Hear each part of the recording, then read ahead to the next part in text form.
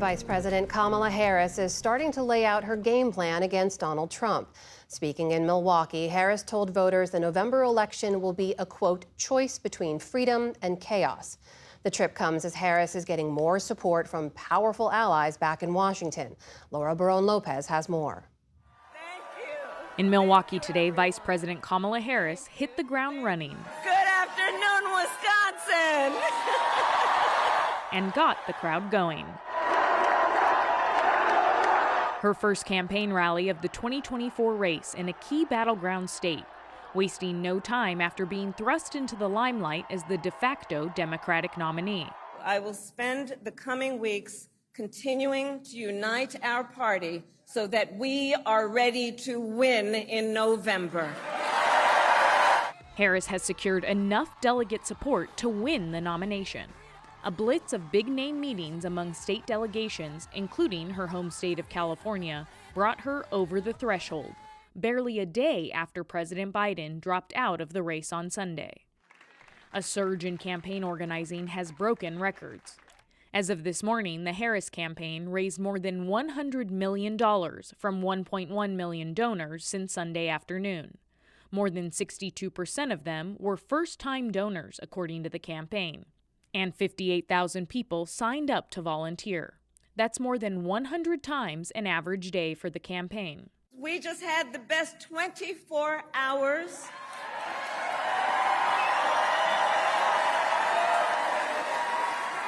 of grassroots fundraising in presidential campaign history.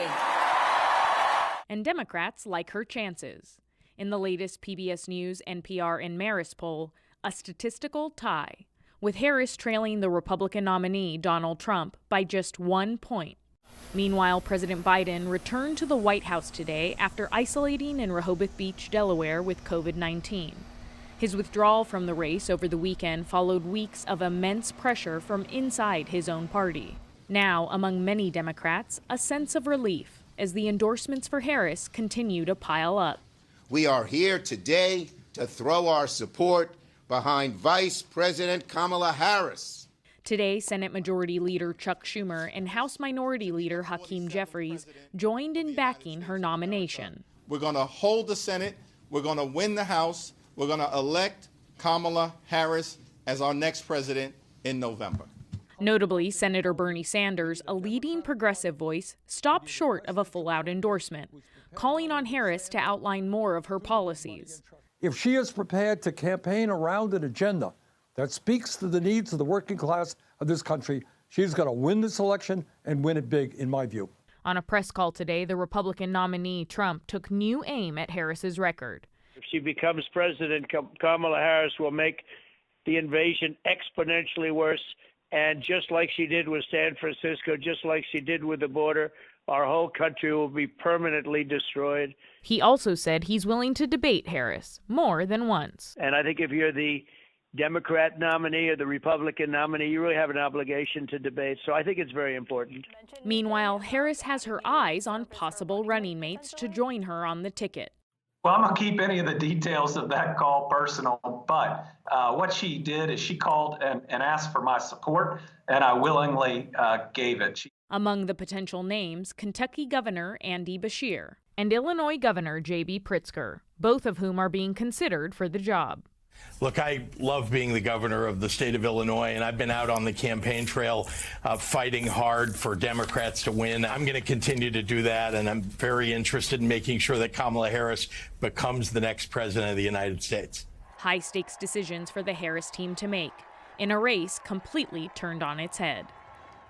As Harris launches her expedited campaign, President Biden is preparing to address the nation tomorrow evening from the Oval Office. This will be the first time the president has been seen publicly since he ended his re-election campaign on Sunday. And Laura, you've reported now that Harris has secured enough delegates to secure that nomination for her party. So walk us through what could happen next. Will she be officially the nominee before or during the convention? So tomorrow, the Democratic National Committee members who sit on the Rules Committee are going to meet, and they are going to vote on a plan for the nominating process. And according to a copy of that plan obtained by PBS NewsHour, anyone who challenges Vice President Harris would have to file formal paperwork with the DNC, obtain 300 delegate signatures, no more than 50 from each state, and meet legal qualifications to be president. The bottom line, Amna, is that DNC sources have made clear that they want to have their presidential nominee named by August 7th. And they're going to be establishing an electronic voting process so that way they can hold a virtual roll call vote sometime between August 1st and August 7th. And they want to do this because they're trying to defend against Republican lawsuits that would potentially block their nominee from ballot access. Meanwhile, you mentioned in your report, we've got new polling out in our PBS NPR Marist polling. What does that show us in terms of how voters are reacting to President Biden's decision to step aside? So some key findings from our latest poll. There's overwhelming support for Biden's decision to step aside. 87% of national adults said it was the right decision. And then when it comes to enthusiasm, 46% of Democrats said that they are more likely to vote now that Biden was no longer the nominee. And then another key finding, Amna, is that there are voters that have not made up their mind about Harris. And so there's more that haven't made up their mind about her than those who are already set in what they think about Donald Trump. You've also been reporting on her search to find a running mate. What do you know so far? So according to sources close to the campaign, I'm told that Vice President Harris is currently considering 10 candidates for vice president. And the ones that we know so far are North Carolina Governor Roy Cooper, Pennsylvania Governor Josh Shapiro, Minnesota Governor Tim Walz, as well as Arizona Senator Mark Kelly, Michigan Governor Gretchen Whitmer, and J.B. Pritzker of Illinois, the governor there, as well as Cedric Richmond and Kentucky Governor Andy Beshear. Now, Governor Gretchen Whitmer of Michigan reiterated to reporters today that she has no interest in leaving Michigan, and she said that she hasn't submitted any type of formal documents to be vetted for the vice presidency. I know from time to time you get a chance to listen in on these focus groups of voters. What have they been saying about Vice President Harris's candidacy now? I sat in on a focus group that was conducted by Never Trumper Sarah Longwell's firm, and this was a swing voter focus group. So these are people that voted for Donald Trump in 2016 and then voted for Joe Biden in 2020. And some were excited about Harris's potential to win the nomination.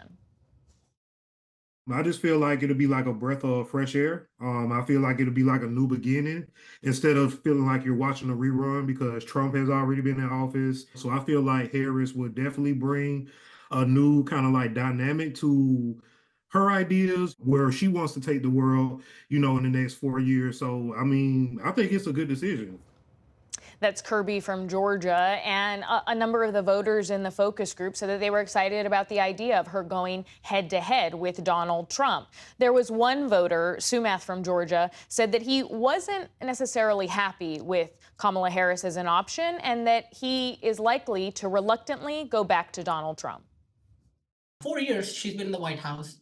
She's been the vice president. And did she do anything? No. I have no idea what she even did. So I feel like Americans are not being given a good choice here.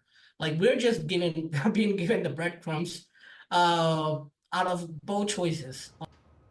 Sumath from Georgia was the only one in that group, Amna, of 8 swing voters who said that he felt as though he had to go back to Donald Trump after Kamala Harris's launching her presidential campaign. The other 7 voters said that they would ultimately vote for Kamala Harris. And if I could just add one more thing about the nomination process, Amna, it's that when they ultimately vote on this electronic process tomorrow night, the DNC, it means that they are likely to have a nominee ahead of their physical convention in Chicago, which is slated for August 19th through 22nd. So we are likely to see a nominee named in a very quick time frame here.